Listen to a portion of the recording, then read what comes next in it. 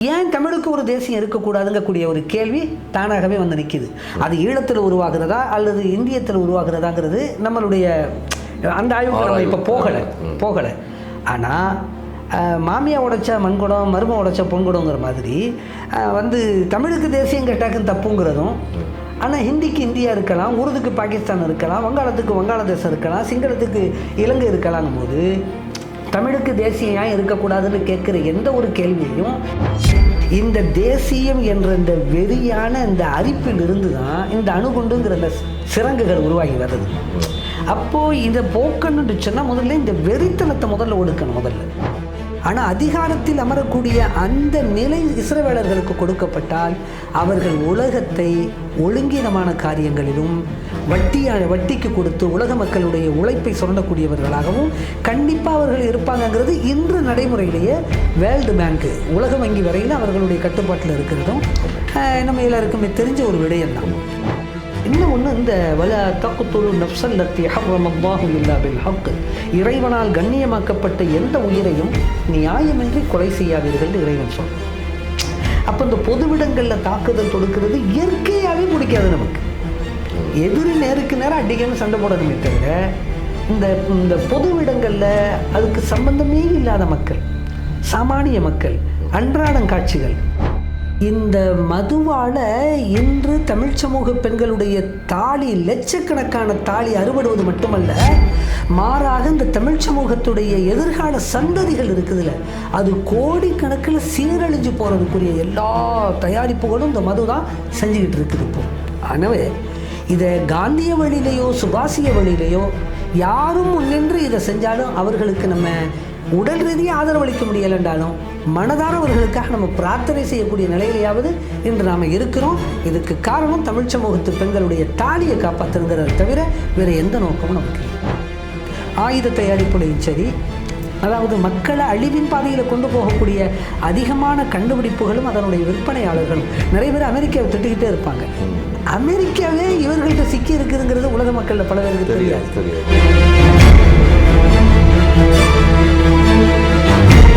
உலகெங்கும் இருக்கும் மூர்ணம் சேனல் நேயர்களுக்கு வணக்கம்.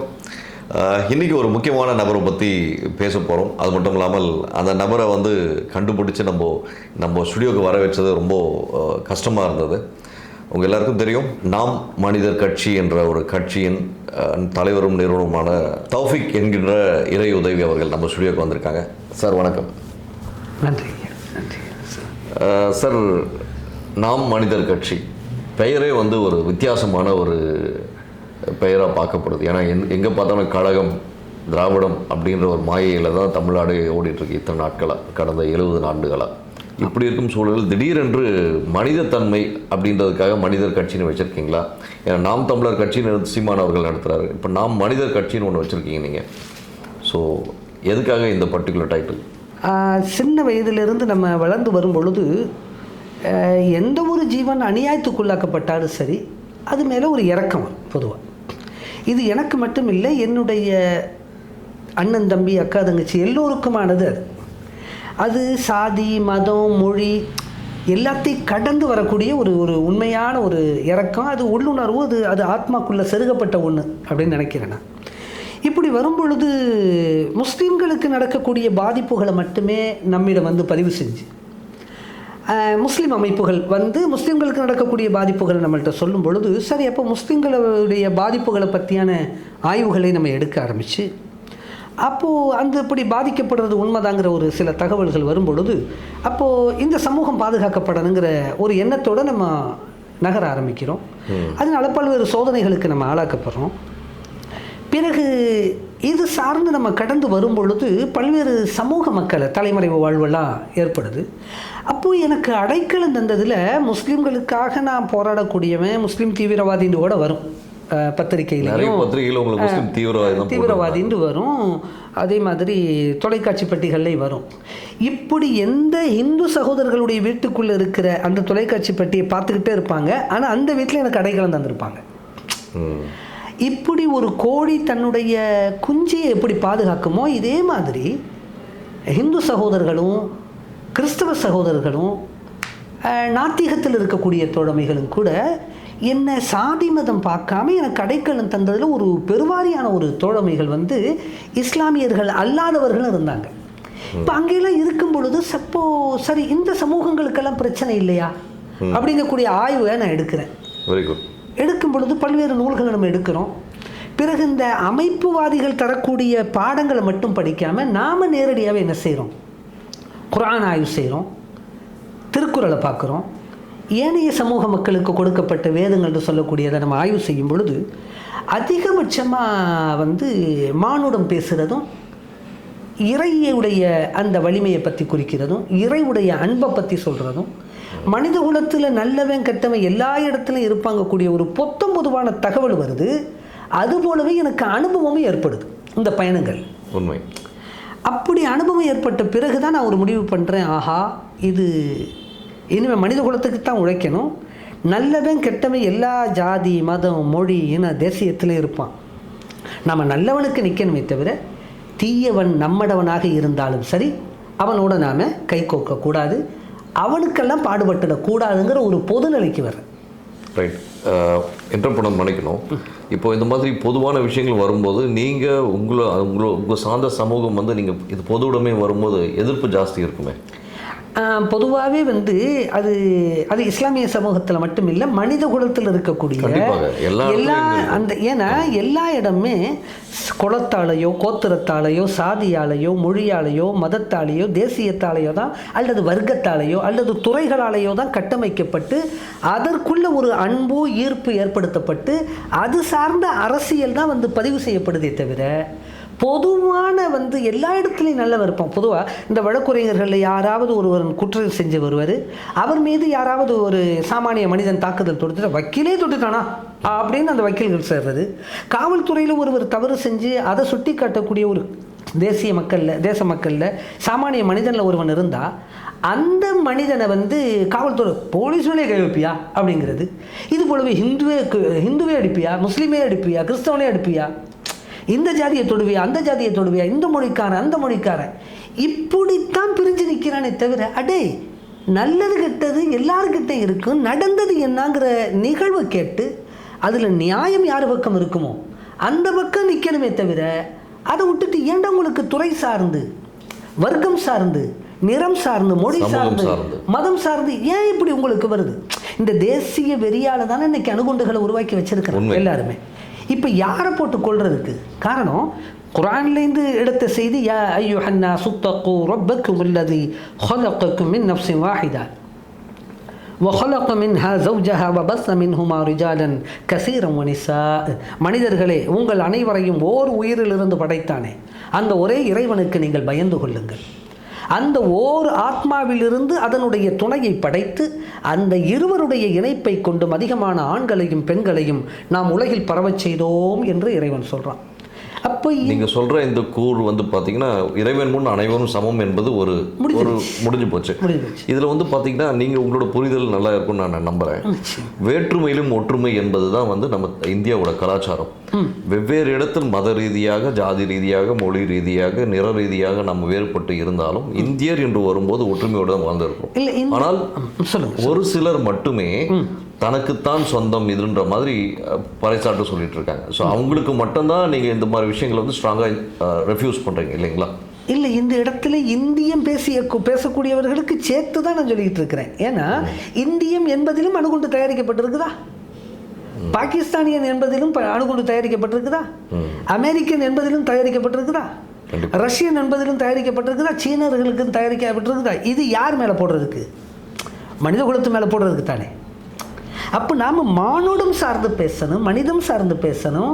இந்தியர்களில் நல்லோர்கள் இருப்பது போல் பாகிஸ்தானுக்குள்ளே நல்லவன் இருப்பான், அமெரிக்காவில் இருப்பான், ரஷ்யாவில் இருப்பான். இதில் எனக்கு மாற்று கருத்து இல்லை சார். இந்த அணுகுண்டுன்ற விஷயம் எதுக்காக வருதுன்னா, ஏதாவது ஒரு நாடு வந்து ஒரு காழ்ப்புணர்ச்சிக்காக மாறுவோ பல பாலிசி ரீதியான ஒரு வேற்றுமை இருந்தாலும் அதனால தான் வந்து ஒரு இந்த மொழிப்போர் மூலமாக இல்லை தான் ஜாதி போர் மூலமாக வருதுன்னு சொல்லலாம். இதில் பாலிசி ரிலேட்டடான ஒரு வார் தான் வந்துட்டு இருக்கு பெரும்பாலும். இப்போ இருக்கிற சூழ்நிலையில் மனுஷன் மேலே தான் இது அணுகுண்டு தாக்குதல் படுதுன்றது அர்த்தம் அல்ல இல்லைங்களா?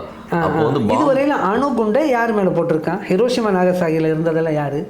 பாலைவனத்தில் போட்டால் இல்லை, அதாவது பாம்பு போடும்போது அங்கே மக்கள் இருக்கிறாங்கன்றதை அறிந்து போட்டாங்களோ அறியாமல் போட்டாங்களோ அது இரண்டாவது. ஆனால் ஹிரோஷிமா ஆகட்டும் நாகசாகி ஆகட்டும் இங்கே இருக்க நம்ம இந்தியா நாட்டிலேயே வந்து நிறைய பாம்பு போடப்பட்டது உங்கள் எல்லாருக்கும் தெரியும். அப்படி இருக்கும் சொல்லி இதெல்லாம் வந்து இந்த மக்கள் இத்தனை பேர் சாகணும் அப்படின்ற எந்த கணிப்போடவோ இல்லை இங்கேயும் நல்லவர்கள் இருக்கா அங்கேயும் நல்லவர்கள் இருக்கா அதில் மாற்றுக்கிறது யாருக்கும் கிடையாது சார். அணுகுண்டு தயாரிச்சதேன்றது தவறான விஷயம்தான். இந்த நகரத்துக்கு மேலே நாம் போகிறோங்கிறதெல்லாம் விமானிக்கோ அல்லது அவருக்கு உத்தரவிட்டவருக்கோ தெரியாமையெல்லாம் இருக்கிறது இல்லை. பொதுவாக முதல்ல இந்த தேசியம் என்ற இந்த வெறியான இந்த அரிப்பில் இருந்து தான் இந்த அணுகுண்டுங்கிற இந்த சிறங்குகள் உருவாகி வர்றது. அப்போது இதை போக்கணுன்னு சொன்னால் முதல்ல இந்த வெறித்தனத்தை முதல்ல ஒடுக்கணும், முதல்ல அன்பை பார்க்கணும். ஆக நாம் அதுதான் சொல்கிறோம், இந்த அரபுக்கு ஒரு அரபு தேசியம், பாகிஸ்தானியர்களுக்கு பாகிஸ்தான் தேசியம், இந்தியர்களுக்கு இந்திய தேசியம், இப்படியெல்லாம் வரும்போது தான் இப்போ நம்ம தமிழ் தேசியம் என்பதை வந்து நம்ம எந்த இடத்துல ஆதரிக்கிறேன் தமிழ் தேசியம் தேவைங்கிறத.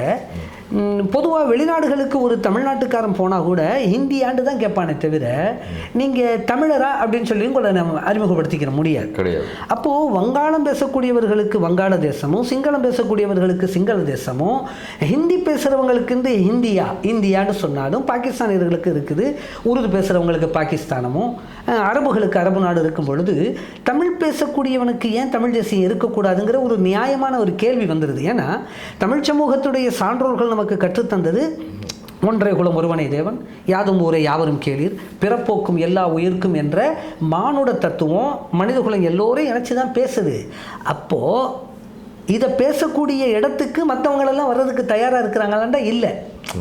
எல்லோருமே அவரவருடைய மொழிகளுக்கு அவரவர்களுடைய பண்பாட்டுக்கு ஒரு அடையாளம் தேவைன்னு சொல்லி வரும்பொழுது தான் அதைவிட மூத்த மொழியாக இருக்கிறதாக கருதப்படக்கூடிய ஆய்வின் அடிப்படையில் வந்து நமக்கு வந்து முன்னாடி நிற்கிறது வந்து தமிழ் மொழியாக இருக்கும் பொழுது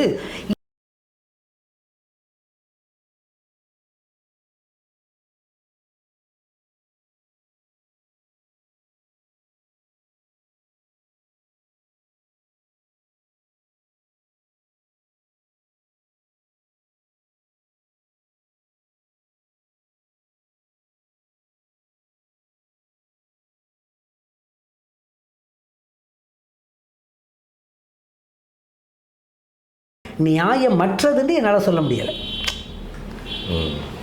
ஸோ உங்களோட பாயிண்ட் ஆஃப் வியூ தமிழ் தேசியத்தை ஆதரிக்கிறேன்னு சொல்ல வரீங்க? தேசியமே கூடாதுங்கிற, தேசியம் என்ற ஒன்று வரையறுக்கப்பட்டா ஒரே மொழி ஒரே பண்பாடை சார்ந்த மக்கள் எங்கே குழுமி வாழ்வார்களோ அந்த பகுதி தான் தேசியம் என்று உலக ஆராய்ச்சியாளர்கள் ஒத்துக்கொண்ட ஒரு விடயம். அப்படி பார்த்தா பாகிஸ்தானுக்குள்ளே இருக்கக்கூடிய புஷ்து மக்களும் வந்து சிந்தி மக்களும் பஞ்சாபிகளும் பலூச் மக்களும் இப்போ இவர்களுக்கெல்லாம் சேர்ந்து பாகிஸ்தான் சரியான்னு சொன்னால் அது தேசியம் அல்ல. அதுபோல தான் தமிழர்களுக்கும் தெலுங்கர்களுக்கும் கன்னடர்களுக்கும் மராட்டியர்களுக்கும் வங்கத்து மக்களுக்கும் பஞ்சாபிகளுக்கும் காஷ்மீரிகளுக்கும் இந்தியாங்கிறது தேசியமாண்டா இவர்களே வரையறுத்து வச்சிருக்கக்கூடிய அந்த தேசியத்துக்குள்ளே இதெல்லாம் வராது.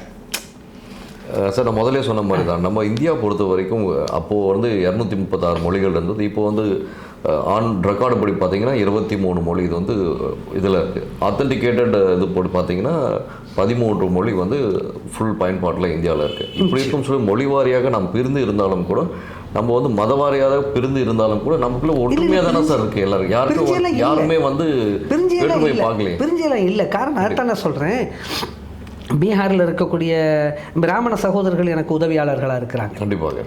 வங்காளத்தில் இருக்கக்கூடிய முஸ்லீம் சகோதரர்கள் எனக்கு உதவியாளர்களாக இருக்காங்க. தமிழ்நாட்டில் இருக்கக்கூடிய முக்குளத்தோர்களும் தலித்துகளும் வன்னியர்களும் எனக்கு உதவியாளர்களாக இருந்திருக்கிறாங்க. இந்த அத்தனை பேருக்குமே தெரியும் நான் யாருன்னு சொல்லி. அப்போ இந்த எல்லா இடத்துல இருக்கிறவன் எப்படி ஒரு கோழி தன்னுடைய குஞ்சியை அடகாக்குமோ அது போலவே பிரச்சனையான நேரங்களில் இந்த ஹிந்து சகோதரர்கள் எல்லோருமே எனக்கு அடைக்கலம் தர்றான். அப்போது இவனை கொண்டு ஒரு பிரச்சனை வருமேங்கக்கூடிய அந்த கவலையை விட என் மேலே உள்ள பாசமும் என்னுடைய அந்த நடத்தியின் மேலே உள்ள ஈர்ப்பும் அந்த நேசமும் தான் என்ன செய்யுது, இந்த எல்லா பயத்தையும் தூக்கி வீசி விட்டு எனக்கு அடைக்கலம் தரக்கூடிய கரங்களாக பல்வேறு மதமும் சாதியும் சார்ந்த மக்கள் வரும் பொழுது இது இங்கே எந்த இடத்துல இங்கே எந்த அடையாளத்தோடு நம்ம சொல்கிறது மனிதன்கிறத தவிர அதனால தான் இந்த நாம் மனிதர் கட்சின்றது ஆரம்பிச்சு இந்த அனுபவங்கள் எல்லாம் இணைச்சி தான் நமக்கு இந்த மாதிரியான ஒரு அடையாளத்தை இப்படி தான் நிற்கணும் மனித குலத்துக்கு. ஒரு கட்சிக்கு இவ்வளோ பெரிய எக்ஸ்பிளேஷன் முதல் தடவையாக வந்து நான் இது வரைக்கும் பார்த்த இந்த 20-25 ஆண்டுகால நேர்காணலில் ஒரு கட்சிக்கு இவ்வளோ பெரிய எக்ஸ்பிளேஷன் முதல் தடவை இப்போ தான் கேள்விப்படுறேன். இரண்டாவதாக ஒரு முக்கிய கேள்வி சார், உங்களுக்கு நல்லா தெரியும், தமிழ்நாட்டில் இப்போது திராவிட மாடல் ஆட்சி நடந்து கொண்டே இருக்கிறது. இந்த சூழலில் திடீரென்று ஒருவர் சினிமா துறை சார்ந்தவர் வந்து திரு விஜய் அவர்கள் வந்து தமிழக வெற்றி கழகம் என்ற ஒரு கட்சி ஆரம்பிக்கிறார். ஸோ நீங்கள் எப்படி பார்க்குறீங்க இந்த ஒரு கட்சியை? நீங்கள் ஆல்ரெடி சீனியர், ஒரு கட்சி ஆரம்பித்து சீனியர்ன்றதுனால உங்களோட பார்வை எப்படி இருக்குது? நம்ம பொதுவாகவே ஆசைப்பட்டு ஆரம்பிக்கிறதுக்கும் கவனப்பட்டு தொடங்குறதுக்கும் மத்தியில் வித்தியாசம் இருக்குது. ஒரு அரசியல் அமைப்பு உண்மை. இப்போ நாம் வந்து கடந்த காலத்தில் ஒவ்வொரு பகுதியாக போகிறோம், மக்களோட மக்களை அழுகுறோம், முஸ்லீம்கள் பாதிக்கப்பட்டாங்க, அவங்கள பாதுகாக்கணுமே அப்படின்னு சொல்லிட்டு கிளம்பும்போது பசிப்பட்டினியாக கிடக்கக்கூடிய இந்து சகோதரர்களை பல பேரை சந்திக்கிறேன். அவனுக்கு வாழ்வாதார சிக்கல் கடுமையாக இருக்குது சார். இந்தியா முழுக்க முஸ்லீம்கள் மட்டும் இல்லை சார், இந்துவாகட்டும் கிறிஸ்டியனாகட்டும் எல்லாரும் கஷ்டப்படுற சூழ்நிலை. ஏன்னா அது மட்டும் இல்லை, இந்தியாவில் 64% வந்து இன்னும் கஷ்டப்பட்டு தான் இருக்கிறாங்க. ஆமாம், அது மட்டும் இல்லை, தலித் மக்கள் பல இடங்களில் வந்து கடுமையாக வந்து ஒடுக்கப்படுவதையும் அவமானப்படுத்தப்படுவதையும், அதாவது நான் உண்மையிலேயே என்னுடைய வாழ்நாளையில் முஸ்லீம்களுக்காக கவலைப்பட்டதை விட அழுததை விட தலித்துகளுக்காக நான் அழுந்திருக்கிறேன் பல்வேறு இடங்கள். அவர்களுடைய அந்த அவங்க வந்து தன்னை வெளிப்படுத்துறதுக்கு வெக்கப்படுவாங்க, அச்சப்படுவாங்க. உண்மை. எல்லா இந்து மதத்தில் இருக்கக்கூடிய, கிறிஸ்தவத்தில் எல்லா இடத்துலையும் இருக்கக்கூடிய தோழர்கள் முஸ்லீம்களோட நல்லா எல்லோருமே இருப்பாங்க. அந்தந்த மதக்கலவரமான நேரங்களில் மட்டுமே யார் தூண்டுறாங்களோ அந்த மாதிரியான தூண்டுதலுக்கு ஆளாக்கப்பட்டு பிரச்சனையாகவும் அந்த நேரத்தில் இந்த முஸ்லீம்கள் அச்சப்படுவாங்களே தவிர மற்ற இடங்களில் எல்லா இந்து சகோதரர்களும் முஸ்லீம்களோட நல்லா தான் அழகாக அந்நியோன்யமாக பழகுவாங்க. அதில் எந்த பிரச்சனையும் இருக்காது. சார், இன்றைக்கும் கூட ஒரு 4 நாட்கள் முன்பு திண்டுக்கல் ஒரு விஷயத்துக்காக பயணிச்சிருந்தேன். அப்போ வந்து பார்த்தீங்கன்னா ஒரு இஸ்லாமிய நண்பரை வந்து என்னோட சக இந்து நண்பர் வந்து என்னன்னு பார்த்தீங்கன்னா மச்சான் தான் கூப்பிடுறாரு, அவர் இவரை மாமான்னு கூப்பிடுறாரு. ஆச்சரியமாக இருந்தது. இதுதான் சார் நமக்குள்ளே இருந்தது. இப்போது சிட்டி சைடில் வரும்போது தான் கொஞ்சம் எல்லாம் வந்து பாயின்னு சொல்லி முதல்ல பாயின்னு யாரும் கூப்பிட்டதில்லை. நான் சின்ன வயசாக இருக்கும்போது எதிர்வீட்டு தரப்பில் இஸ்லாமியர் இருந்தாலும் மாமா அத்தைன்னு கூப்பிட்டு தான் பழகியிருக்கோம். எங்கள் உண்மையை ஒத்துக்கணும்னா அப்படி இருந்த சூழல் திடீரென்று மாறுவதற்கு யார் காரணமாக, இந்த அரசியல் காரணமாக இருக்குமோ? இல்லை, அதான் மதவாத அரசியலும் சாதிவாத அரசியலும் மொழிவாத அரசியல் எல்லாத்தையுமே தானே நம்ம சொல்கிறோம். இப்போது அதாவது வந்து முஸ்லீம், அதாவது மத அரசியல் பண்ணாதீங்க அப்படிங்கும்போது நியாயமாகப்படுது, சாதி அரசியல் பண்ணாதீங்கன்னு நியாயமாகப்படுது. ஆனால் மொழி அரசியல் செய்யலாண்டா இது எந்த இடத்துல நியாயமாகப்படுதுன்னு புரியலை. எப்படி? ஏன்னா ஒரு இஸ்லாமியன் இங்கேருந்து போய் பீகாரில் இருக்கக்கூடிய ஒரு இஸ்லாமிய சகோதரியை சாதாரணமாக திருமணம் பண்ணிட முடியும். அதில் எனக்கு அனுபவம் உண்டுண்டா என்னுடைய வாழ்வே அதுக்குள்ளே அடங்கியிருக்கு. ஓகே. ஆனால் ஒரு ஹிந்து சகோதரன் நாம் தமிழர்னு சொல்லியோ ஒரு பக்கத்தில் இருக்கிற கிராமத்தில் போய் சம்பந்த ஜாடி கலத்தின முடியாது, ஒருபோதும் நடக்காது. அப்படி கேட்கக்கூடியவர்களை வந்து ஒருபோதும் அவங்க என்ன செய்ய மாட்டாங்க, ஏற்றுக்கொள்ள மாட்டாங்க. இல்லை, கசைக்கு அனுப்பிடுவாங்க. இது நடக்குமா நடக்காது? தோளில் துண்டு போட்டதுனாலேயே தோல் வெட்டப்பட்ட எத்தனையோ தோழமைகள் உண்டு தானே. உண்மை. பாதணி காலணி போட்டதுனாலேயே கால்கள் வெட்டப்பட்டது. இன்னும் ஒரு அதெல்லாம் ஒரு வரலாறு சார். அது இப்போ தொடருதுன்னு சொல்ல முடியாது இல்லையா? இல்லை, தொடருதல்ல. இப்போ வேண்டாம், ஒரு டெஸ்ட் எடுத்துடுவோம். இப்போது ஒரு நம்ம வந்து தமிழராக வாழ்வோன்னு சொல்லிட்டு ஒரு சாதி சகோதர சகோதரிகள் இன்னொரு சாதி சகோதர சகோதரிகள்கிட்ட போய் வெளிப்படையாக கேட்டுட முடியுமா? விரும்பி திருமணம் செய்வது வேறு. உண்மை. புரியுது உங்களுக்கு? நான் வந்து வேறு சமூகத்தில் திருமணம் செய்யும் பொழுது கூட அவங்க என்கிட்ட 2ஆம் திருமணம் நான் செய்கிறேன். அப்போது அவங்க வந்து எனக்கு பெண் தர்றதுக்கு தயாராகும் பொழுது அந்த சமூக தலைவர்கிட்ட நான் கேட்குறேன். 3 கிராமங்கள் ஒன்று சேர்ந்து வீட்டுக்கு ஒரு படி அரிசி போட்டு கூட்டாக சேர்ந்து எனக்கு அந்த திருமணத்தை பண்ணி வச்சாங்க. இப்போ அந்த கிராம தலைவர்கிட்ட கேட்டேன், எந்த அடிப்படையில் எனக்கு இந்த திருமணத்தை செஞ்சு தாரீங்க? அப்போது அவர் சொன்னார், பெபஹாரே பொங்ஷேர் பொரிச்சொய், வங்க மொழியில் உள்ள பழமொழி. பெபஹாரே பொங்ஷேர் பொரிச்சு, ஒரு மனிதனின் நடத்தை அவனுடைய வம்சத்தின் அறிமுகம், அவனுடைய தாய் தந்தை, அவனுடைய பாட்டன்மார்களுடைய அந்த பண்புகள் ஒட்டி வர வாய்ப்புண்டு. அந்த அடிப்படையில் ஒரு 6 மாத காலம் நீங்கள் இங்கே இருந்து இங்கே உள்ள இளைஞர்கள் தப்பான பாதையில் இருந்தவங்களையெல்லாம் நேர்வழிப்படுத்தி அவர்களை ஒழுக்கமுள்ளவர்களா, நல்ல நூல்களை வாசிக்கக்கூடியவர்களா, முற்போக்கான சமத்துவம் சார்ந்து சிந்திக்கக்கூடிய பேசக்கூடிய இளைஞர்களா, இப்படியெல்லாம் எங்களுடைய வாழ்நாளிலேயே நாங்கள் கண்டதில்லை. இந்த கிராமங்கள்லேயும் சரி, கேட்டதும் எங்களுக்கு இல்லை. இப்போ இந்த பண்புகள் உள்ளவர் நீங்கள் அதோட வந்து லா இலாஹ இல்லல்லாஹ் முஹம்மது ரசூலுல்லாஹ், அது முஸ்லீம் சமுதாயம் இருக்கிறதுனால அவங்க அதை சொல்கிறாங்க, கடவுள் ஒருவன் தாங்கிறதையும், முகமது நபி தான் இறைவனுடைய தூதர், அவரை வழிமுறையாக நீங்கள் தேர்ந்தெடுத்துருக்கிறீங்க, இந்த ஒன்று எங்களுக்கு சாட்சியாக போதும், உங்களுக்கு வேறு யார். ஏன்னா அப்போது வந்து இந்த யூடியூப் கூட இல்லை, அப்போ எல்லாம் எதையாவது போட்டு காட்டி நான் இப்படியெல்லாம் உள்ளே வந்து சொல்லவும் வாய்ப்பு இல்லாத நேரம். அப்போது அந்த மக்கள் தர்றாங்கன்னு சொன்னால் இந்த பண்பு அந்த ஓரிரை கொள்கையில் இருக்கக்கூடிய அந்த இஸ்லாமியர்களுக்கு கொடுக்கப்பட்ட அந்த சமத்துவ சிந்தனை, அந்த பண்பாடு அதுக்கு ஒரு காரணமாக இருந்துச்சு. அப்போது நான் நினச்சேன், இந்த செய்தி தானே வந்து அரசியல்படுத்தப்படணும், உண்மை எல்லோருக்குமானதாக மாறணும். இது இஸ்லாமிய சமூகத்துக்குரியது அல்லவே. ஏன்னா முகமது நபியை பற்றி சொல்லும்போது குர்ஆன் சொல்லும், வமா அர்ஸல்னாக இல்லா ரஹ்மத்தன் லில் ஆலமீன், இந்த நபியை அகில உலக மக்களுக்கும் ஒரு அருட்கொடையாகவே அன்றி நாம் அனுப்பவில்லை.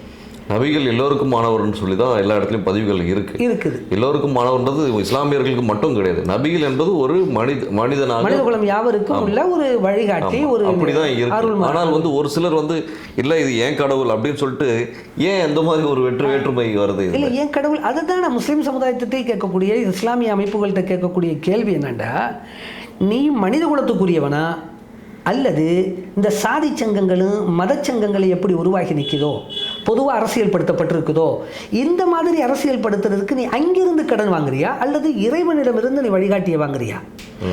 இறை வழிகாட்டுதலாக உன்னிடம் இருந்தா நீ உனக்குண்டு பேசவே மாட்டேன். ஐயா, ஒன்று உங்களை பற்றி நான் நிறைய விஷயங்கள் வந்து படித்ததுனால சொல்கிறேன். ஏனென்றால் இஸ்லாமிய சமூகம், நிறைய சமூகம் அசோசியேஷன்ஸ், முக்கியமாக வந்து சங்கங்கள் பார்த்திங்கன்னா உங்களை பகிரங்கமாக உங்களை தாக்கி எழுதியிருக்காங்க. ஏன் அந்த மாதிரியான ஒரு, ஏன்னா நீங்கள் நல்ல விஷயத்த, அன்பான விஷயங்கள், மனிதநேய முக்கிய விஷயங்கள்லாம் நிறைய இடத்துல ஸ்டேஜில் பேசியிருக்கீங்க, நிறைய சேனலில் பார்த்துருக்கேன். உங்கள் சமூக சார்ந்தவங்கள ஏன் உங்களை வந்து இவ்வளோ பகிரங்கமாக எதிர்க்கிறாங்க? அதுக்கு ஏதாவது ரீசன் இருக்குமா? இல்லை, முதல் விஷயமே என்னென்னா பொறாமை வந்து அதோட திறன் உள்ள ஒரு மனிதன் ஏற்கனவே ஒரு கடையை வச்சு ஒருத்தவன் நடத்திட்டு இருக்கிறான்னு வைங்களேன், அந்த கடையை தவிர வேறு கடையே இல்லைங்கும் போது வாடிக்கையாளர்கள் அங்கே தானே போவாங்க பொதுவாக. கண்டிப்பாக.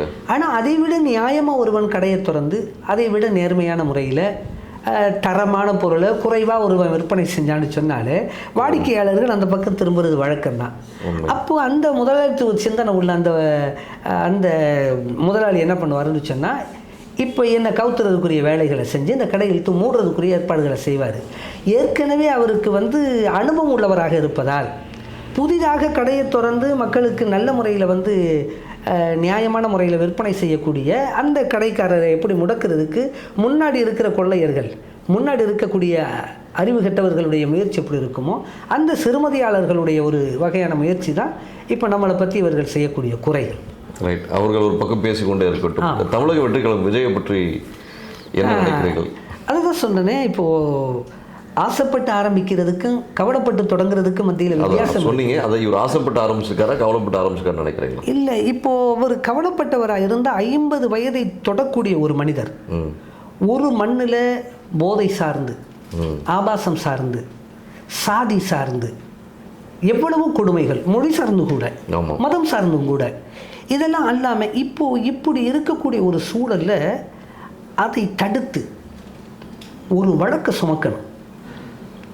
அநீதிக்குள்ளாக்கப்பட்ட நபரே பிறருக்காக கவலைப்பட்டு இறங்கும் பொழுது அந்த மாதிரியான எந்த அடையாளமும் 50 ஆண்டுகளை வரையும் தொட்டும் கூட அப்படி ஒரு சோதனைக்கு உள்ளாக்கப்படாமல்,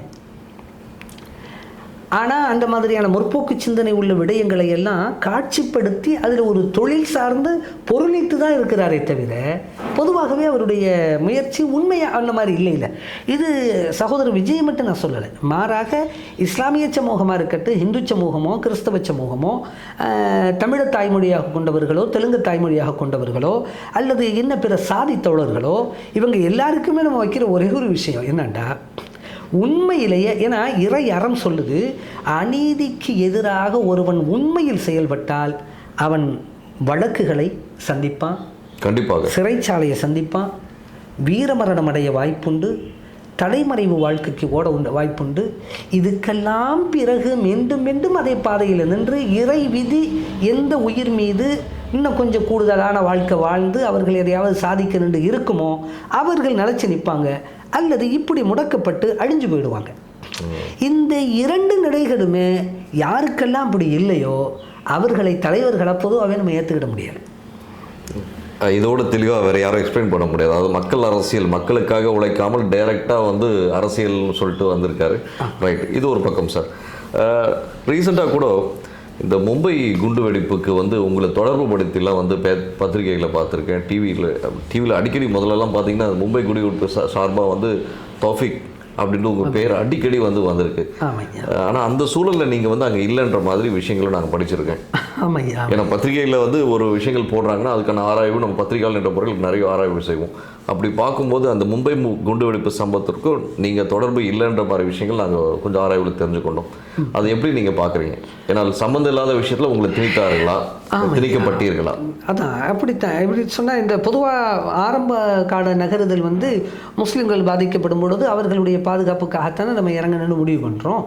அந்த மாதிரியான பதிவுகள் நமக்கு தரப்படும் பொழுது அது உண்மையும் கூட. அதுக்காக முஸ்லீம்களுடைய பாதுகாப்புக்காக கருதி நாம் சில நகருதலை செய்யும் பொழுது அவதூறாக, எப்படி மக்களுக்கு எதிரானவன், தேசத்துக்கு விரோதமானவன், அந்த மாதிரியான ஊடக கற்பிப்பு. அப்போ தமிழ்நாடு கவர்மெண்ட் உங்களுக்கு சப்போர்ட் பண்ணாங்களா? தமிழ்நாட்டு அரசு இல்லையே. தமிழ்நாட்டு அரசும் சரி, மும்பை அரசும் சரி தான் நம்ம மேலே வந்து அவதூறு பரப்புனது.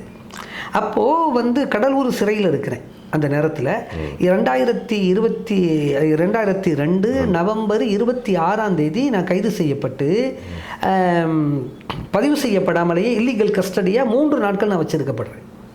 பிறகு இந்த ஆள்குணர்வு மனு பதிவு செஞ்சு ஜனாதிபதிக்கு வந்து டெலிகிராம் எல்லாம் போட்ட பிறகு தான் நான் வந்து 29 நவம்பர் மாதம் 2002 நான் வந்து நீதிமன்றத்தில் வந்து ஆஜர்படுத்தப்படுறேன். அப்போவே தமிழ்நாடு முழுக்க என்னை பற்றியான தகவல் போயிடுது. அதுலேருந்து 3 நாள் கழித்து டிசம்பர் 2 தான் மும்பையில் குண்டை வெடிக்குது. இப்போ நாங்கள் தமிழ்நாட்டில் காவல்துறையுடைய காவல் கஸ்டடியில் தான் இருக்கிறேன். நீதிமன்றம் ஜுடிஷியல் கஸ்டடியில் தான் இருக்கேன். வந்து 29 தான் ஆஜர்படுத்துகிறாங்களே. ஆஜர்படுத்தி விசாரணைக்காக 7 நாட்கள் என்னை அழைச்சி கொண்டுட்டு போயிருக்காங்க. இந்த நேரத்தில் தான் அங்கே குண்டே வெடிக்குது. ஆனால் இந்த வழக்கில் நான் கைது செய்யப்பட்டு இங்கே உள்ள சென்னையில் வந்து பொய்யா நான் வந்து ஒரு வந்து அசம்பாவிதத்தை ஏற்படுத்தக்கூடிய ஒரு பொருளோடு நான் நின்றேங்கிற மாதிரி ஒரு பொய்யான ஒரு வழக்கை போட்டு என்னை என்ன செய்கிறாங்க, அதாவது 29 தான் என்னை பிடிச்சதாகவே போடுறாங்க. அப்போ ஆள்கொணர்வு மனு வந்து 27 8 என் குடும்பத்தார்கள் போட்டுடுறாங்க. 26 என்னை பிடிச்சதுனால. ஓகே. அப்போ இந்த நிலையில் வந்து இப்படி பொய்யான வழக்கை போட்டு கடலூர் சிறையில் என்னை வச்சிருக்கும் பொழுது தான் அங்கே அசம்பாவிதம் நடக்குது. பிறகு 4 மாதம் கழித்து இந்த வழக்கில் வந்து பிணையில் வெளியே வந்த உடனே அதிராம்பட்டினத்தில் நம்ம சொந்த ஊரில் வழக்கு இருக்கிறதுக்காக அங்கே உள்ள காவல்துறை வந்து இங்கே எக்மோரில் வந்து கண்டிஷன் கையெழுத்து போடும் பொழுது இங்கே வந்து என்னை கைது செஞ்சு அங்கே கொண்டுட்டு போயிடுறாங்க. போய் திருச்சி மத்திய சிறையில் அடைச்சிடுறாங்க. திருச்சி மத்திய சிறையில் இருக்கும் பொழுது மும்பையிலேருந்து போட்டா நீதிமன்றத்திலிருந்து எனக்கு வாரண்ட் வருது, என்னை கொண்டுட்டு போகணும்னு சொல்லி. பிறகு அங்கே கொண்டு போய் 28 நாள் காவல்துறை விசாரணையில் அங்கே வச்சுருக்கிறாங்க. என்ன கடுமையான சித்திரவதை. பிறகு பொடா வழக்கை பொறுத்தவரையிலும் காவல்துறை விசாரணையில் கொடுக்கக்கூடிய அந்த வாக்குமூலம் வந்து செல்லுபடியாகும். இந்த அடிப்படையில் மராட்டி எழுத்தில் எழுதி என்கிட்ட கையொப்பம் வாங்குறாங்க. அதில் என்ன இருக்குதுன்னு கூட எனக்கு தெரியாது. அதையே காரணம் காட்டி 3 ஆண்டுகள் அங்கே வச்சிருக்கிறாங்க. 3 ஆண்டுகள் மும்பை சிறையில் வச்சிருக்கிறாங்க. அப்போது அங்கே இருக்கக்கூடிய என்ன அந்த வழக்கில் எப்படி சேர்க்குறாங்கன்னு சொன்னால், நானே வந்து அந்த அசம்பாவிதத்தை செஞ்சேன்னு சொல்லிட்டு ஒரு பஸ் கண்டக்டர் வந்து ஐ விட்னஸாக போட்டு நேரடி சாட்சியாக போட்டு சாட்சி நிறுத்தப்பட்டு அவர் என்னை காட்டி சொல்கிறாரு. 8 நபர்கள் நாங்கள் நிற்கிறோம் நீதிமன்றத்தில் அந்த வழக்கில் சம்மந்தப்பட்டவங்க. அதில் என்னை காட்டி அவர் சொல்கிறாரு, இவர் தான் அந்த பஸ்ஸில் ஏறினதுன்னு கண்டக்டர் நடத்துனரே சொல்கிறார். உங்களை வச்சு ஃப்ரேம் பண்ணிட்டாங்க. பிறகு தான் வருது அந்த நேரத்தில் வந்து ஆமாம், என்ன எங்கள் பிரச்சனை என்னென்னா, என்னை எடுத்துக்கிட்டு போனது திருச்சி மத்திய சிறையிலேருந்து தானே மும்பை காவல்துறை. அந்த ரெக்கார்டை மட்டுமே பார்த்து 25 நாளாக இவன் உள்ளே இருக்கிறான், இப்போ இதுக்கு முன்னாடி வெளியே தானே இருந்திருப்பான் அப்படிங்கிற கணக்கில். அப்போ இந்த கடலூர் சிறையில் நான் இருந்த பதிவு அவர்களுக்கு தெரியாததுனால இதில் என்ன பண்ணிடுறான், சரி இதை இவன் தான் வச்சான்னு சொல்லிட்டு வழக்க முடிக்கிறான். இந்த வழக்கில் 3 ஆண்டுகளுக்கு பிறகு நான் சிறையில் தான் இருந்த அந்த நேரத்தில்ங்கிற பதிவுகள் எல்லாம் காட்டின பிறகு தான் வழக்கு முடித்து விடுதலை கிடைக்கிது. அதில் விடுதலை கிடைச்சி தமிழ்நாட்டுக்கு மீண்டும் அந்த வழக்கில் நான் ஏற்கனவே இருந்தேன். அந்த இன்சிடெண்ட்டுக்கான பிளானிங் கூட நீங்கள் போட்டு கொடுத்ததாலாம் பத்திரிகையில் போட்டாங்களே, அதில் உண்மைத்தன்மை இல்லையே. அதாவது அந்த சம்பவத்தை இப்போ யார் பண்ணினாண்டே தெரியலையே. அந்த இன்சிடெண்ட்டுக்குரிய திட்டங்களை நம்ம தான் வகுத்து கொடுத்தோன்னு சொன்னால் பண்ணினது யார்? அப்போது பண்ணினதே நான் தாங்கிறானே, சிறைக்குள்ளே இருக்கக்கூடிய என்ன. ஓகே. அப்போது இன்னும் ஒன்று, இந்த வல தக்குத்துலு நஃப்ஸல்லத்தி ஹர்ரமல்லாஹு இல்லா பில் ஹக், இறைவனால் கண்ணியமாக்கப்பட்ட எந்த உயிரையும் நியாயமின்றி கொலை செய்யாதீர்கள்னு இறைவன் சொல்கிறான். அப்போ இந்த பொதுவிடங்களில் தாக்குதல் தொடுக்கிறது இயற்கையாகவே பிடிக்காது நமக்கு. எதிரி நேருக்கு நேரம் அடிக்கன்னு சண்டை போடணுமே தவிர இந்த பொதுவிடங்களில் அதுக்கு சம்பந்தமே இல்லாத மக்கள், சாமானிய மக்கள், அன்றாடம் காட்சிகள். பேருந்தில் யார் போவா? பொதுவாகவே அன்றாடம் காட்சிகள். அன்று உழைச்சிட்டு அந்த 500, 200, 300 வாங்கிட்டு தன்னுடைய மனைவி மக்களுக்கு கொஞ்சோண்டு காய்கறி, கொஞ்சோண்டு மளிகை சாமானோட வாங்கிட்டு போகக்கூடிய கொத்தனாரோ, ஒரு சித்தாரோ, அப்போது அன்றாடம் காட்சிகள். இதுக்கு எப்படி முடியும்? இயற்கையாகவே நம்மளால முடியாது. உண்மை அதுதான். அப்போது சொன்ன என் மேலே இந்த மாதிரி வழக்கு போடுறீங்க, எனக்கு ரொம்ப இதுதான் கஷ்டமாக இருக்குது. யாராவது ஒருவன் இஸ்லாமிய சமூகத்தை கொன்றாரு, அவரை நான் தாக்குறதுக்கு முயற்சி பண்ணேன் அல்லது தாக்குனது கூட வழக்கு போடு என் மேலே. ஆனால் இந்த மாதிரி போடாதேன்ற இல்லை, இப்படி போட்டு தாண்டா உங்களை மக்களுக்கு எதிரியாக்க வேண்டிய அந்த ஆஃபீஸர் சொல்கிறார் எனக்கு. அடுத்தபடியாக இப்போது நீங்கள் பார்த்துட்டு இருப்பீங்க உக்ரைன் பாலஸ்தீனம் வார், இஸ்ரேல், இதெல்லாம் எப்படி பார்க்குறீங்க? யுக்ரைனுடைய வாருக்கும் பலஸ்தீனுடைய பிரச்சனையும் பல்வேறு வானம் பூமிக்கு உரிய வித்தியாசம் மாதிரி. அது யுக்ரைனுடைய விடை எப்படின்னு சொன்னால், ரஷ்யாட்டையும் நியாயம் இருக்குது, யுக்ரைன்ட்டையும் நியாயம் இருக்குது. ஏன்னா யுக்ரைனுக்கு ஒரு பயம், முன்னாடி அந்த சோவியத் யூனியனில் கலந்திருந்த தேசங்களை எல்லாம் அவர்கள் மீண்டும் கபலீகரம் செய்வதற்கு வாய்ப்புண்டோ அப்படிங்கக்கூடிய ஒரு பயத்தில் அந்த ரஷ்ய மக்கள் அதிகமாக வாழக்கூடிய பகுதிகள் எதுவோ அதையெல்லாம் மீண்டும் அபகரிக்கப்பட்டுருமோங்கிற பயத்தில் நேட்டோவோடு இணைஞ்சு நம்ம இருந்தால் தான் நமக்கு பாதுகாப்புன்னு யுக்ரைன் நினைக்கிறது மாதிரியே. அது நியாயமானது. அதுபோலவே நேட்டோவோடு இணையும் பொழுது இருக்கக்கூடிய ரஷ்யாவும் இழந்துருவோமோங்கக்கூடிய அச்சம் ரஷ்யாவுக்கு இருக்கிறது நியாயமானது. ஸோ 2 பேரும் அவரோட மண்ணுக்காக போராடுகிறார்கள். ஆமாம். ஆக 2 பேருமே அந்த யுத்தத்துடைய நிலையை ஒரு தர்ம சங்கடமாக தான் ஒரு நியாயமானாலும் அணுக முடியும். இது 3ஆம் சக்தி இயக்கிட்டு இருக்கோ? அது பொதுவாகவே முதலாளித்துவ தேசங்கள் பொதுவாகவே இடதுசாரிகளுடைய அமைப்பு எங்கெல்லாம் இருக்குமோ அதை நோக்கி போகிறதும், இடதுசாரிகள் வலதுசாரிகளை நோக்கி நகர்றதும் பொதுவான இயற்கை தானே. இந்த இஸ்ரேல் பாலஸ்தீனம் எப்படி பார்க்குறீங்க? அதுவும் கூட எப்படின்னு சொன்னால், இது நான் எப்பொழுதுமே ஓரிரை தத்துவம் என்பது வலதும் அல்ல இடதும் அல்ல, அது மத்திய நடுவண் நிலையில் உள்ளது. எப்பொழுதுமே எல்லாம் கடவுள் என்பது வலதுசாரிகளாகவும், கடவுளே இல்லை என்பவர்கள் இடதுசாரிகளாகவும், கடவுள் ஒருவன் தான், எல்லாம் கடவுளுடையது என்று சொல்லக்கூடியவர்கள் நடுவண் நிலையில் இருக்கக்கூடியவர்களாகவும் நம்ம பார்க்குறோம். அப்போ பலஸ்தீன் மக்கள் இஸ்லாமிய மார்க்கத்தை சார்ந்து இருக்கிறதுனால, அதாவது ஒன்றை குலம் ஒருவனை தேவனுடைய அந்த கட்டமைப்பில் அவர்கள் உருவாக்கப்பட்டதுனால அவர்களை நடுவர்களாக தான் நம்ம பார்க்குறோம், நடுவண் நிலையில். அப்போ தத்துவார்த்த ரீதியான பிரச்சனைகளை விட அவர்களுக்கு பொதுவாகவே 2000 ஆண்டுகளுக்கு முன்னாடி நாங்கள் இருந்தேன், இது என்னுடைய நிலம் அப்படின்ட்டு இன்று யார் டாக்குமெண்ட் வச்சுருப்பானோ அவனை விரட்டுறது ஒருபோதும் நியாயமாகாதுல. இது 75 ஆண்டு காலமாக தொடர்ந்து வரக்கூடிய அநீதி. இப்போது இது கொஞ்சம் கூடுதலாகி இருக்குதுன்றா இப்போதான் இவங்க வெகுண்டு எழுந்திருக்கிறாங்க. யார்? பக்கத்தில் இருக்கக்கூடிய அரபு தேசங்கள் எல்லாம் அந்த எந்த தயாரிப்புமே இல்லாமல் இருக்கும் பொழுது இஸ்ரவேலர்கள் எப்பொழுதுமே தயாரிப்பில் இருந்தாங்க. இது அபுல் ஹசன் அலி நதுவி அப்படின்ட்டு சொல்லிட்டு தேவ்பந்தில் ஒரு பெரிய மத குருவாக இருந்தவர், இறைவன்கிட்ட போய் சேர்ந்துட்டாங்க. அவங்க இந்த அரபு தேசங்களுக்கும் இஸ்ரேலுக்கும் நடந்த சண்டை நேரத்தில் சண்டை ஆரம்பிக்கிறதுக்கு முன்னாடி அவர் சொல்லிட்டாரு, அரபுகள் தோற்று விடுவார்கள், இஸ்ரேல் தான் ஜெயிக்குன்னு சொல்கிறார்.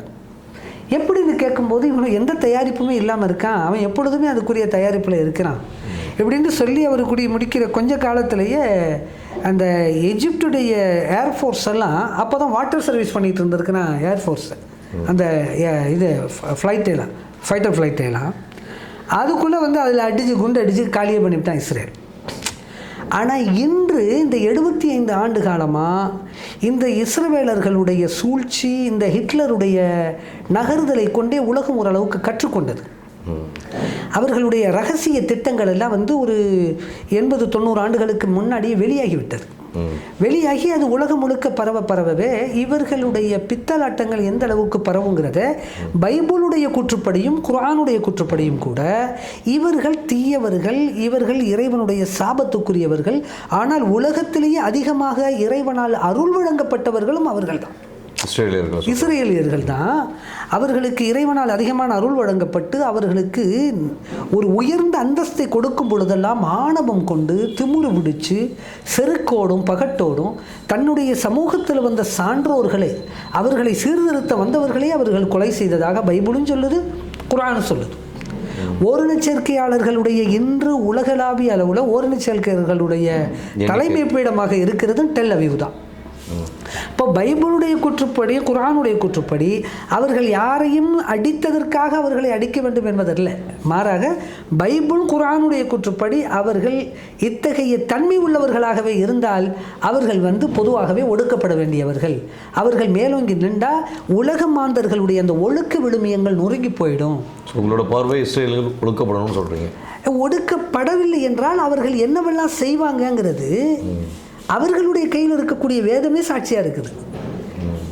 ஆனால் இதில் என்னன்னு சொன்னால், ஒடுக்கப்படணும்னு சொன்னால் அதிகாரத்தில் அமர வைக்க விடக்கூடாதே தவிர சமத்துவமான சகோதரத்துவமான வாழ்வு அவர்களுக்கும் கொடுக்கணும்.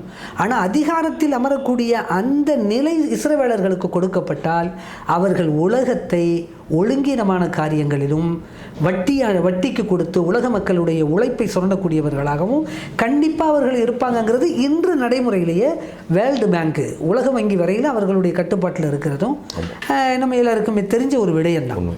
ஆயுத தயாரிப்புலையும் சரி, அதாவது மக்களை அழிவின் பாதையில் கொண்டு போகக்கூடிய அதிகமான கண்டுபிடிப்புகளும் அதனுடைய விற்பனையாளர்களும் நிறைய பேர் அமெரிக்காவை திட்டுக்கிட்டே இருப்பாங்க. அமெரிக்காவே இவர்கள்ட்ட சிக்கி இருக்குதுங்கிறது உலக மக்களில் பல பேருக்கு தெரியாது. அமெரிக்க தலைவர்களும் சரி, அந்த நிலப்பகுதிகளும் சரி, அமெரிக்கத்தில் வாழும் பல்வேறு இனக்குடிகள், அதாவது ரோமர்களும் ஆப்பிரிக்கர்களும் இன்று இந்தியர்கள் போய் சேர்றாங்க. அங்கே ஆசியாவில் இருக்கக்கூடிய மக்களும் போய் சேர்ந்துக்கிட்டு இருக்காங்க. இந்த அவ்வளவு பேர் அந்த நிலமும் கூட யூதர்களுடைய சூழ்ச்சியால் சிக்குண்டு நிற்கக்கூடிய ஒரு பகுதி அது. அதனால வந்து இஸ்ரவேலர்கள் பொதுவாகவே அவர்களுடைய பண்பு அவர்களுடைய தூதர்களை கொன்றது. அதாவது எப்போவெல்லாம் வந்து அந்த பலஸ்தீன் பகுதி வந்து ரோமர்களால் பிடிக்கப்படுமோ, ஒரு ரோம ஆட்சியாளர் வந்து பலஸ்தீனை பிடிச்சிடுறாரு, அந்த ஜெருசலேம் பகுதியெல்லாம் கைப்பற்றின உடனே அன்று வரையிலும் யூதர்கள் வந்து கிறிஸ்தவர்களை கொடுமை செய்து கொண்டிருந்தார்கள். ஈரானிய நெருப்பு வணங்கிகளோடு, அதாவது முகமது நபி வருவதற்கு முன்னர் ஈரானிய மக்கள் வந்து நெருப்பு வணங்கிகளாக இருந்தவர்கள் தான் பெர்சியர்கள். இவர்களுடைய சப்போர்ட்டில் இருந்துக்கிட்டு ரோமர்களுக்கு, அதாவது கிறிஸ்தவர்களாக இருந்த மக்களை எல்லாம் வந்து யூதர்கள் கொடுமை செய்யக்கூடியவர்களாக இருக்கிறாங்க.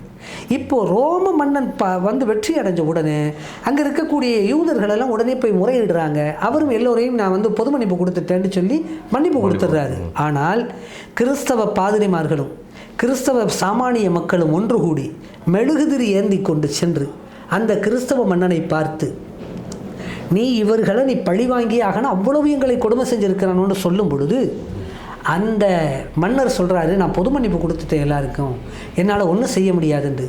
நாங்கள் சனிக்கிழமை என்று நோன்பு நோற்று உமக்காக நாங்கள் பாவ மன்னிப்பு கேட்போம், ஒருவரையும் விடாத இவனோட கொன்றொழி என்று சொன்ன பிறகு அவர்களுடைய ஆலயங்களான சினகுஜிகளிலும் இல்லங்களிலும் கொத்து கொத்தாக பெண்களையும் குழந்தைகளையும் முதியோர்களையும் ஆண்களையும் வாலிபர்களையும் யுவதிகளையும் எல்லாரையும் போட்டு கொத்து கொத்தா கொல்லும் பொழுதெல்லாம் இவர்கள் சிதறுண்டு போன பகுதிகளெலாம் அரபு இனக்குடிகள் சிலை வணங்கிகளாக கோத்திரமாக குலங்களாக பிரிந்து இருந்த அரபு குடிகளுக்குள்ளே போய் தான் இவர்கள் அடைக்கலம் புகுகிறார்கள்.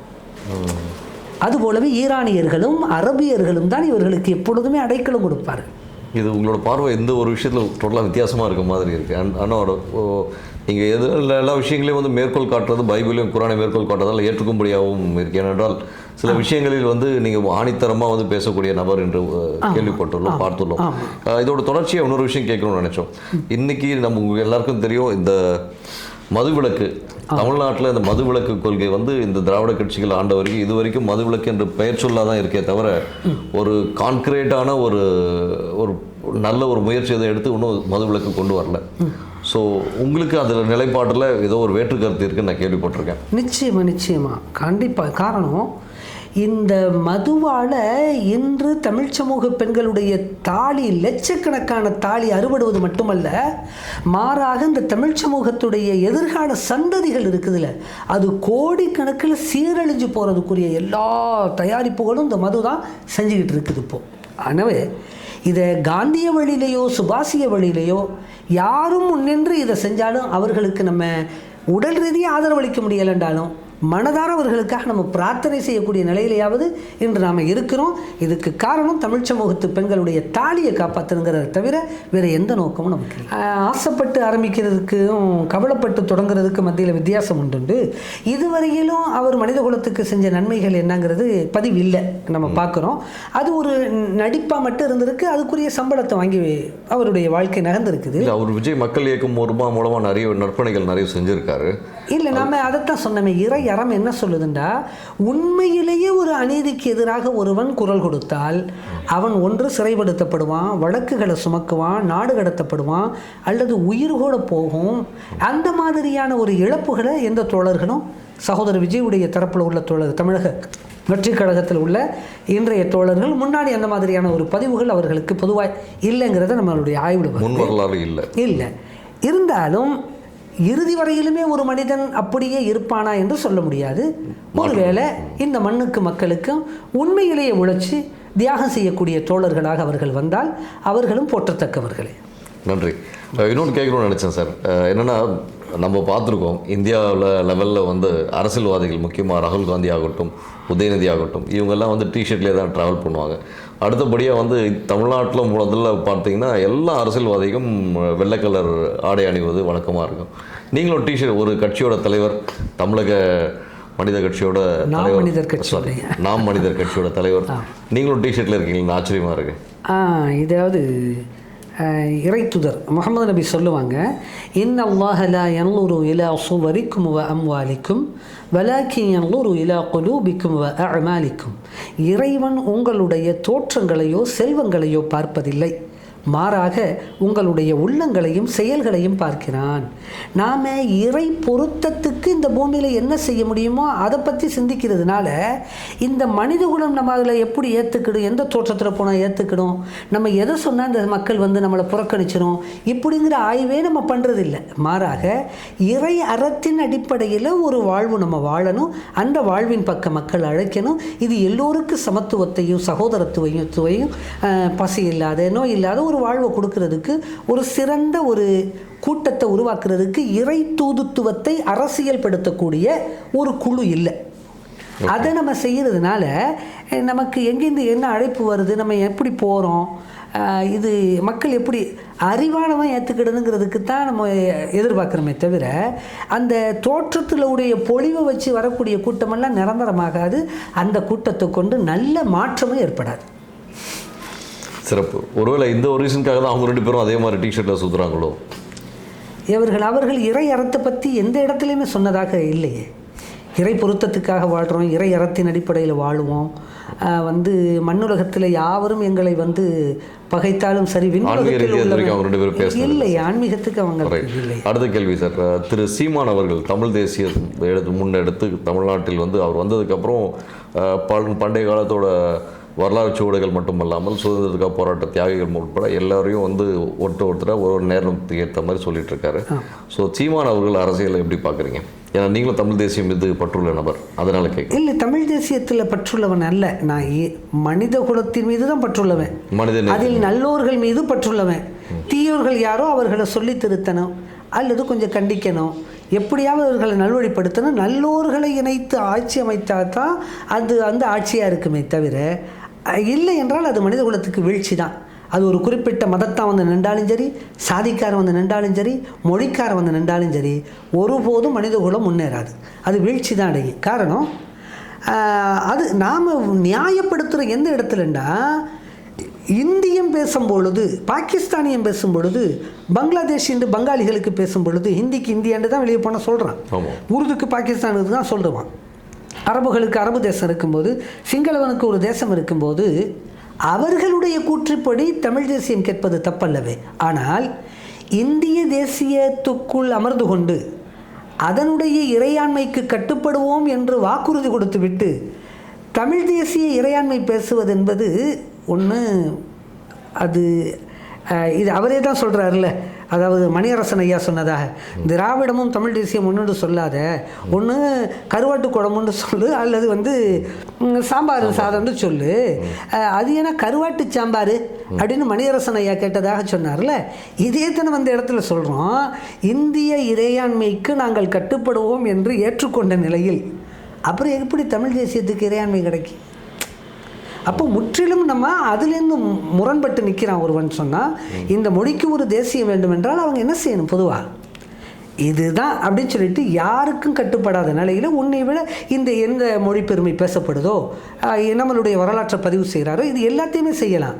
வாக்கரசியலில் நின்று கொண்டு இந்திய தேர்தல் கமிஷனுக்கு சத்தியம் பண்ணி கொடுத்துவிட்டு அதன்பாடு வாக்களிப்பதற்கு தமிழ் சமூகத்தை அழைத்து கொண்டு அந்த அந்த இறையாண்மை சொல்லக்கூடிய பார்லிமெண்ட்டுக்கு போகிறதுக்குரிய முயற்சிகளை எல்லாம் செய்து கொண்டு தமிழ் தேசியம் பேசுவது அதே கருவாட்டு சாம்பார் மாதிரியே இருக்குது.